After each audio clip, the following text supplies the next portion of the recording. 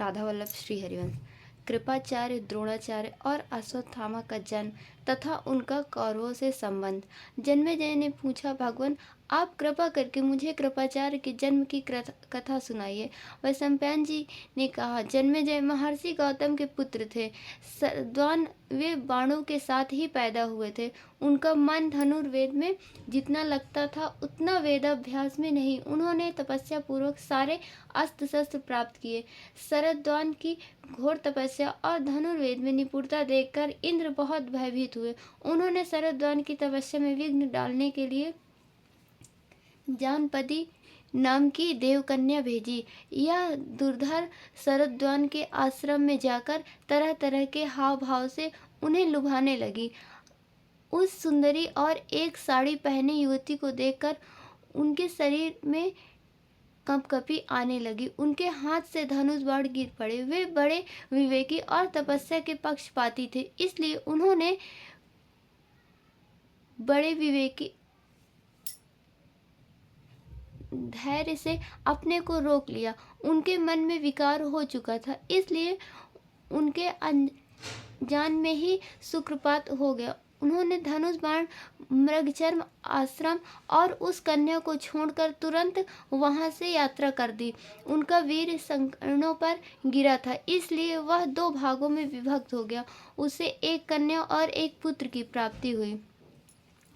संयोगवश राजर्षि शांतनु अपने दल बल के साथ शिकार खेलते हुए वहां आ निकले। किसी सेवक की दृष्टि उधर पड़ गई। उसने यह सोचकर कि हो न हो ये बालक किसी धनुर्वेद के पारदर्शी ब्राह्मण के हैं, राजर्षि को सूचना दी। उन्होंने कृपावश होकर उन बालकों को उठा लिया और ये तो अपने ही बालक है ऐसा सोचकर घर ले आए। उन्होंने उन बच्चों का पालन पोषण और यथोचित संस्कार किया तथा उनके नाम कृप एवं कृपी रख दिए। जब शरद्वान को तपोबल से यह बात मालूम हुई, तब वे भी राजर्षि शांतनु के पास आए और उन बालकों के नाम, गोत्र आदि बतलाकर चारों प्रकार के धनुर्वेदों, विविध शास्त्रों और अनेकों रहस्यों की शिक्षा दी। थोड़े ही दिनों में बालक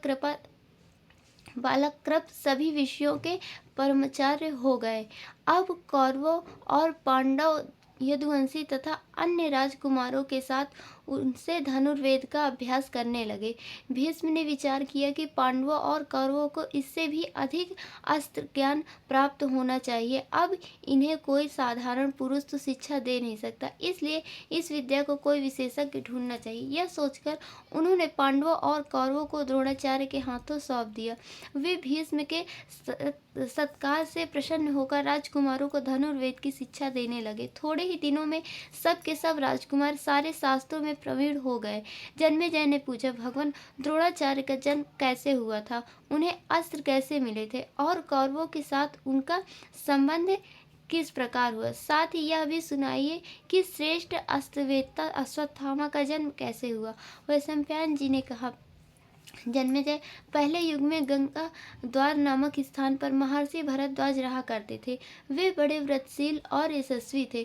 एक बार वे यज्ञ कर रहे थे। उस दिन सबसे पहले ही वे महर्षियों को साथ लेकर गंगा स्नान करने गए। वहां उन्होंने देखा कि घृताची अप्सरा स्नान करके जल से निकल रही थी।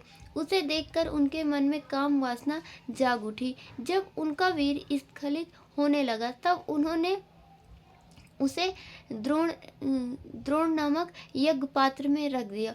उसी में द्रोण का जन्म हुआ। द्रोण ने सारे वेद और वेदांगों का स्वाध्याय किया। महर्षि भरद्वाज ने पहले ही अग्नियास्त्र की शिक्षा अग्निवेश्य को दे दी थी। अपने गुरु भरद्वाज की आज्ञा से अग्निवेश्य ने द्रोण को आग्नेय शास्त्र की शिक्षा दी। प्रशत नाम के एक राजा भरद्वाज मुनि के मित्र थे। द्रोण के जन्म के समय ही उसके भी द्रुपद नामक पुत्र पैदा हुआ था। वह भी भरद्वाज आश्रम में जाकर द्रोण के साथ ही शिक्षा प्राप्त कर रहा था। द्रोण से उसकी गाढ़ी मैत्री हो गई थी। प्रसत का स्वर्गवास हो जाने पर द्रुपद उत्तर पांचाल देश के राजा हुए। भरद्वाज ऋषि के ब्रह्मलीन होने पर द्रोण अपने आश्रम में रहकर तपस्या करने लगे। उन्होंने शरद्वान की पुत्री कृपि से विवाह किया। वह बड़ी धर्मशीला और जितेंद्रिय थी। कृपि के गर्भ से अश्वत्थामा का जन्म हुआ। उसका अश्वत्थामा नाम होने के कारण यह था कि उसने जन्मते ही उच्चैःश्रवा अश्व के समान स्थाम अर्थात शब्द किया था। अश्वत्थामा के जन्म से द्रोणाचार्य को बड़ा हर्ष हुआ। वे वहीं रहकर धनुर्वेद का अभ्यास करने लगे। इन्हीं दिनों आचार्य द्रोण को मालूम हुआ कि जमदग्नि नंदन भगवान परशुराम ब्राह्मणों को अपना सर्वस्व दान कर रहे हैं। द्रोणाचार्य उनसे धनुर्वेद संबंधी ज्ञान और दिव्य अस्त्रों की जानकारी प्राप्त करने के लिए चल पड़े। अपने शिष्यों के साथ महेंद्राचल पर पहुंचकर उन्होंने परशुराम जी को प्रणाम किया और बतलाया कि मैं महर्षि अंगिरा के गोत्र में भरद्वाज ऋषि के द्वारा बिना योनि संसर्ग के ही पैदा हुआ हूँ। मैं आपके पास कुछ प्राप्त करने के लिए आया हूँ। परशुराम जी ने कहा, मेरे पास जो कुछ धन रत्न था वह मैं ब्राह्मणों को दे चुका। सारी पृथ्वी भी मैंने कश्यप ऋषि को दे दी। अब मेरे पास इस शरीर और अस्त्रों के सिवा और कुछ नहीं है। इसमें तुम जो चाहो मांग लो। द्रोणाचार्य ने कहा, भृगुनंदन, आप मुझे प्रयोग, रहस्य और उपसंहार विधि के साथ सारे अस्त्र शस्त्र दे दें। परशुराम जी ने तत्काल तथास्तु कहकर उन्हें सबकी शिक्षा दे दी। अस्त्र शस्त्र प्राप्त करके द्रोणाचार्य को बड़ी प्रसन्नता हुई। फिर वो अपने मित्र द्रुपद के पास गए। द्रोणाचार्य ने द्रुपद के पास जाकर कहा, राजन, मैं आपका प्रिय सखा द्रोण हूँ। आपने मुझे पहचान तो लिया। पांचाल राज द्रुपद द्रोणाचार्य की बात से चिढ़ गए। उन्होंने भौहें टेढ़ी और आंखें लाल करके कहा, ब्राह्मण, तुम्हारी बुद्धि अभी परिपक्व नहीं हुई। भला मुझे अपना मित्र बतलाते समय तुम्हें कुछ हिचकिचाहट नहीं मालूम होती? राजाओं की गरीबों से क्या दोस्ती? यदि कदाचित हो भी जाए तो समय बीतने पर वह भी मिटा जाती है। द्रुपद की बात सुनकर द्रोण क्रोध से कांप उठे। उन्होंने मन ही मन कुछ निश्चय किया और कुरुवंश की राजधानी हस्तिनापुर में आए। वहां आकर उन्होंने कुछ दिनों तक गुप्त रूप से कृपाचार्य के घर निवास किया।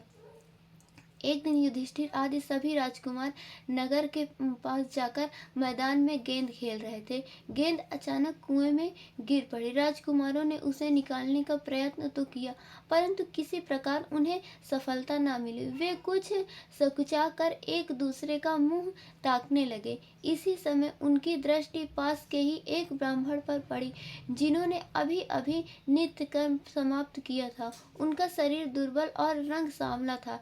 सभी राजकुमार उन्हें घेर कर खड़े हो गए। ब्राह्मण ने राजकुमारों को उदास देकर मुस्कुराते हुए कहा, राम राम, धिक्कार है तुम्हारे क्षत्रिय बल और अस्त्र कौशल को। तुम लोग कुएं में से एक गेंद नहीं निकाल सकते? देखो, मैं निकाल देता हूँ, तुम लोग मेरे भोजन का प्रबंध कर दो। यह कहकर उन्होंने अपनी अंगूठी कुएं में डाल दी। युधिष्ठिर ने कहा, भगवान, आप कृपाचार्य की अनुमति मिल जाने पर सर्वदा के लिए भोजन पा सकते हैं। अब द्रोणाचार्य ने कहा, देखो, ये एक मुट्ठी सींकें हैं। इन्हें मैंने मंत्रों से अभिमंत्रित कर रखा है। मैं एक सींक से गेंद छेद देता हूँ और फिर दूसरी सींकों से एक दूसरे को छेद कर तुम्हारी गेंद खींच लेता हूँ। द्रोणाचार्य ने वैसा ही किया। राजकुमारों के आश्चर्य की सीमा न रही। उन्होंने कहा, भगवान, आप अपनी अंगूठी तो निकालिए। द्रोणाचार्य ने बाण का प्रयोग करके बाण सहित अपनी अंगूठी भी निकाल ली। अंगूठी निकली देखकर राजकुमारों ने कहा, आश्चर्य, आश्चर्य, हमने तो ऐसी अस्त्र विद्या और कहीं नहीं देखी। आप कृपा करके अपना परिचय दीजिए और बताइए कि हम लोग आपकी क्या सेवा करें। द्रोणाचार्य ने कहा कि तुम लोग यह सब बात भीष्म जी से कहना, वे मेरे रूप और गुण से मुझे पहचान जाएंगे। राजकुमारों ने नगर में लौटकर भीष्म पितामह ने सारी बातें कही। वे यह सब सुनते ही समझ गए कि हो न हो महारथी द्रोणाचार्य आ गए हैं। उन्होंने निश्चय किया कि अब इन राजकुमारों को द्रोणाचार्य से ही शिक्षा दिलानी चाहिए। वे तुरंत स्वयं जाकर द्रोणाचार्य को लिवा लाए और उनका खूब स्वागत सत्कार करके उनके शुभागमन का कारण पूछा। द्रोणाचार्य ने कहा, भीष्म जी, जिस समय मैं ब्रह्मचर्य का पालन करता हुआ शिक्षा प्राप्त कर रहा था, उसी समय पांचाल राज के पुत्र द्रुपद भी हमारे साथ धनुर्विद्या सीख रहे थे। हम दोनों में बड़ी मित्रता थी। उस समय वे मुझे प्रसन्न करने के लिए कहा करते थे कि जब मैं राजा हो जाऊंगा तब तुम मेरे साथ रहना। मैं सत्य शपथ करता हूँ कि मेरा राज्य, संपत्ति और सुख सब तुम्हारे अधीन होगा। उनकी यह प्रतिज्ञा स्मरण करके मैं बहुत प्रसन्न और प्रफुल्लित रहा करता था। कुछ दिनों के बाद मैंने शरद्वान की पुत्री कृपि से विवाह किया और उसके गर्भ से सूर्य के समान तेजस्वी अश्वत्थामा का जन्म हुआ। एक दिन की बात है, गोधन के धनी ऋषि कुमार दूध पी रहे थे। अश्वत्थामा उन्हें देखकर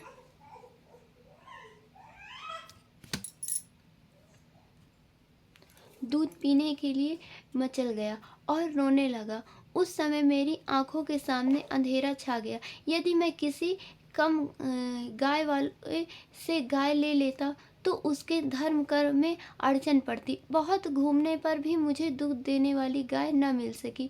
जब मैं लौट कर आया तब देखता हूँ कि छोटे छोटे बच्चे आटे के पानी से अश्वत्थामा को ललचा रहे हैं और वह अज्ञान बालक उसे ही पीकर यह कहता हुआ नाच रहा है कि मैंने दूध पी लिया। अपने बच्चे की यह हंसी और दुर्दशा देखकर मेरे चित्त में बड़ा क्षोभ हुआ। मैंने सोचा, धिक्कार है मेरे इस दरिद्र जीवन को। मेरे धैर्य का बांध टूट गया। भीष्म जी, जब मैंने सुना कि मेरा प्रिय सखा द्रुपद राजा हो गया है तब मैं अपनी पत्नी और बच्चे के साथ प्रसन्नता पूर्वक उसकी राजधानी के लिए चल पड़ा। मुझे द्रुपद की प्रतिज्ञा पर विश्वास था, परंतु जब मैं द्रुपद से मिला तब उसने अपरिचित के समान कहा, ब्राह्मण देवता, अभी तुम्हारी बुद्धि कच्ची और लोक व्यवहार से अनभिज्ञ है। तुमने क्या ही बेधड़क कह दिया कि मैं तुम्हारा सखा हूँ। अरे भाई, जो मिलते हैं वे बिछुड़ते हैं।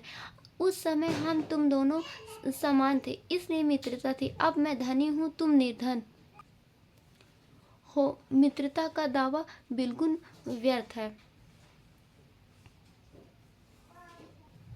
तुम कहते हो कि मैंने राज्य देने की प्रतिज्ञा की थी, उसका मुझे तो कुछ भी स्मरण नहीं है। तुम चाहो तो एक उसका मुझे कुछ भी स्मरण नहीं है। तुम चाहो तो एक दिन अच्छी तरह इच्छानुसार भोजन कर लो। वहां से चलते समय मैंने एक प्रतिज्ञा की है। द्रुपद के तिरस्कार से मेरा कलेजा जल रहा है। मैं अपनी प्रतिज्ञा शीघ्र ही पूर्ण करूँ। मैं गुणवान शिष्यों को शिक्षा देने के उद्देश्य से यहाँ आया हूँ। आप मुझसे क्या चाहते हैं? मैं आपकी क्या सेवा करूँ? भीष्म पितामह ने कहा, अब आप अपने धनुष के डोरी उतार दीजिए और यहाँ रहकर राजकुमारों को धनुर्वेद और अस्त्र की शिक्षा दीजिए। कौरवों का धन, वैभव और राज्य आपका ही है। हम सब आपके आज्ञाकारी सेवक हैं। आपका शुभागमन हमारे लिए अहोभाग्य है। राधा वल्लभ श्री हरिवंश।